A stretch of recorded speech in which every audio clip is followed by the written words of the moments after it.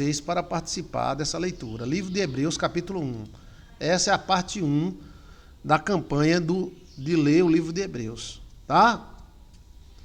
Então, eu quero convidar vocês para comentar sobre o que eu vou lendo, comentar o que eu estou falando. Você está convidada cordialmente, especialmente para participar desta campanha do livro, né? Todo mês a gente lê um livro diferente. A gente já leu o livro de Apocalipse, já leu vários livros da Bíblia. Agora iremos ler o livro de Hebreus. O livro de Hebreus foi a carta de Paulo aos Hebreus. Por muito tempo, não se acreditava que era Paulo. Ninguém sabia quem escreveu o livro de Hebreus, porque não tem nele dizendo quem foi que escreveu. É uma carta escrita aos hebreus, ou seja, aos judeus, né? Os hebreus, a carta a Hebreus tem uma linguagem muito parecida com a linguagem que Paulo usa. Por isso que a maioria dos teólogos, eles atribuem a Paulo a carta aos hebreus. Mas não se tem 100% de certeza. Acredita-se que ele foi escrito em torno de 50 anos a 60 depois de Cristo. Há controvérsia, uns acham que foi mais cedo, né, 40, mas foi depois da morte de Cristo, mais ou menos 10 a 20 anos, que foi escrito o livro de Hebreus.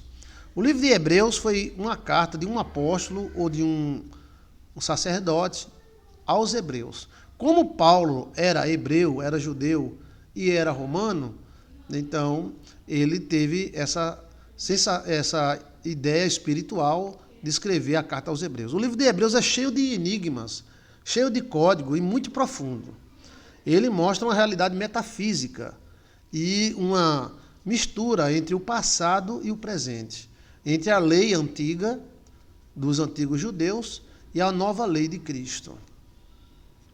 A carta aos Hebreus também se prende muito à lei, já que os judeus são muito legalistas, e à graça de Cristo. O livro de Hebreus apresenta Cristo como sacerdote e o próprio Deus que veio à terra, né? Então as mensagens do livro de Hebreu eram para os crentes que eram judeus e ficavam na dúvida de quem era Jesus Cristo, ou qual é a deidade de Cristo. Cristo era um profeta, Cristo era Deus, Cristo era mais um entre a multidão. Então, a carta escrita, né, pelo apóstolo, eu acredito apóstolo Paulo, mostra bem claro, né, essa parte, tá bom? Então vamos ler aqui Hebreus capítulo 1, aí à tarde eu leio Hebreus capítulo 2, tá bom? Vamos lá, Hebreus capítulo 1. A linguagem do livro de Hebreus é extremamente forte e profunda. Ela começa dizendo assim: havendo Deus antigamente falado muitas vezes e de muitas maneiras aos pais pelos profetas, nos falou nesses últimos dias pelo Filho, a quem constituiu herdeiro de tudo, para quem fez também o mundo. Então o mundo foi feito para Jesus Cristo. Cristo, ele sempre foi o rei deste mundo, né? A quem constituiu herdeiro de tudo, por quem fez também o mundo. Cristo estava na criação do mundo. Ele fez o mundo, por quem fez também o mundo. A qual, sendo o resplendor da sua glória, então ele apresenta Cristo como resplendor da glória de Deus, ou seja, o brilho de Deus, a expressa imagem de sua pessoa, ou seja, Cristo é a expressa imagem de Deus, e sustentando todas as coisas pela sua palavra e seu poder. Então Cristo sustenta todas as coisas pela sua palavra e seu poder, havendo feito por si mesmo a purificação dos nossos pecados. Então Cristo fez por si mesmo a purificação de nossos pecados. Assentou-se à destra de Deus. A destra significa o lugar de honra, da majestade nas alturas. E feito tanto mais excelente que os anjos. Então Cristo não é anjo, Cristo não é Miguel, Cristo não é Gabriel, Cristo é Deus.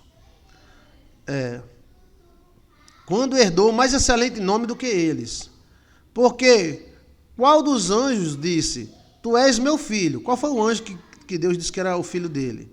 Hoje te gerei. E outra vez, eu serei por pai, e ele me será por filho. E outra vez, que introduz no mundo o primogênito. Então, ele introduziu no mundo o primogênito, ou seja, o primeiro, o único Filho de Deus. E todos os anjos de Deus o adorem. Então, todos os anjos de Deus o adoram. E, quanto aos anjos, diz: faz dos seus anjos espíritos, e dos seus ministros labaredas de fogo.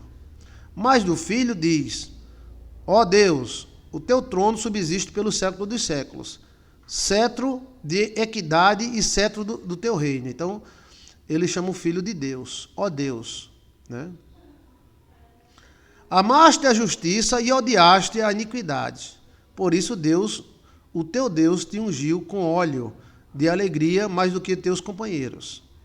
E tu, Senhor, no princípio fundaste a terra, e os céus são obras de tuas mãos, mostrando que Cristo é um dos fundadores da terra. Eles perecerão, mas tu permanecerás. E todos eles, como roupa nova, como roupa, envelhecerão. Mas como manto enrolarás. Então serão mudados. Então os céus e a terra serão mudados. Mas tu és o mesmo, e os teus anos não se acabam. E qual dos anjos disse: jamais, assenta-te à minha destra, até que ponha os teus inimigos, pois cabelo dos teus pés. Não são, porventura, todos os espíritos ministradores, enviados para servir a favor daqueles que hão de herdar a vida eterna? Então, o capítulo 1 do livro de Hebreus mostra essa deidade de Cristo, que Cristo é o esplendor da glória de Deus, veio de Deus, é uma parte, é uma emanação de Deus, ele é o próprio Deus. Cristo é o próprio Deus entre nós. Legal demais, né? Profundo, né? Então vamos ler o 2, bora? A gente fica curioso, né? Vamos ler o capítulo 2? Portanto, convém-nos atentar. Convém-nos atentar com mais diligência às coisas que já temos ouvido, para que em tempo algum nos desviemos dela. Então vamos atentar com mais atenção às coisas boas, para que a gente não se desvie com ela. Muitos desvios da palavra de Deus e dos caminhos vem porque a gente não presta atenção. Porque se a palavra falada pelos anjos permaneceu firme, e toda transgressão e desobediência recebeu a sua justa retribuição, como escaparemos nós, se não atentarmos para uma tão grande salvação, a qual, começando a ser anunciada pelo Senhor, foi-nos depois confirmada pelos que ouviram? Então, se as palavras dos anjos permaneceram, imagina as palavras de Jesus. Testificando também Deus com eles. Deus testificou. Jesus falava e Deus mostrava. Por sinais, milagres e maravilhas, e dons do Espírito Santo, distribuído por sua vontade. Então, o apóstolo aqui está falando para os judeus que Deus testificou Jesus e confirmou a sua potência, o seu poder, a sua deidade, confirmando com milagres, né, com dons. Porque não foi os anjos que rejeitou o mundo futuro, de que falamos. Porque não foi os anjos que sujeitou o mundo futuro. Ou seja, nós não estamos sujeitos a anjos. Estamos sujeitos a Jesus. Mas em certo lugar testificou alguém, dizendo: quem é o homem para que dele te lembres? Ou filho do homem para que ouvistes? Tu o fizeste um pouco menor do que os anjos. De glória e de honra o coroaste, e o constituíste sobre todas as obras das tuas mãos. Então, essa parte aqui é quando Cristo, ele se fez homem. Ele se fez abaixo dos anjos. Mas depois ele foi coroado com honra e glória. E se constituiu sobre todas as suas obras. Aquilo que ele fala: todo poder me foi dado nos céus e na terra. Todas as coisas lhe sujeitaste debaixo dos pés. Então, tudo está sujeito a Cristo. Ora, visto que lhe sujeitou todas as coisas, nada deixou que não esteja sujeito. Então, não tem nada que fuja do poder de Deus, de Jesus. Tudo está debaixo das mãos de Jesus. Mas agora ainda não vemos que todas as coisas lhe estejam sujeitas. Vemos, porém, coroado de glória e de honra aquele Jesus que fora feito um pouco menor que os anjos, por causa da compaixão e da morte, que eu falei. Ele se tornou menor que os anjos porque ele veio para morrer.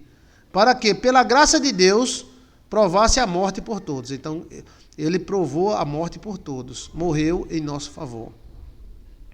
Portanto, convinha que aquele que são de todas as coisas, aquele para quem são todas as coisas, mediante quem trouxe tudo à existência, trazendo muitos filhos à glória, consagrasse pelas aflições o príncipe da salvação deles. Então, aquele que trouxe todas as coisas, consagrou pelas aflições o príncipe. Quem é o príncipe? Jesus.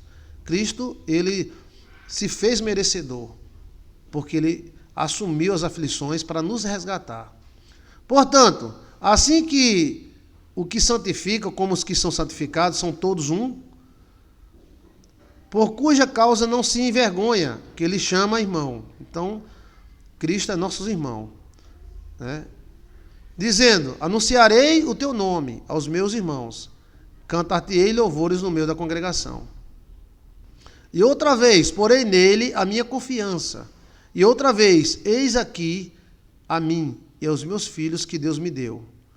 E visto como os filhos participam da carne e do sangue, também participa das mesmas coisas, para que pela morte aniquilasse o que tinha império da morte, isto é, o diabo. Então, como nós participamos das coisas que a nossa mesma carne participa, assim iremos participar da glória de Cristo, que sofreu para nos salvar e foi glorificado.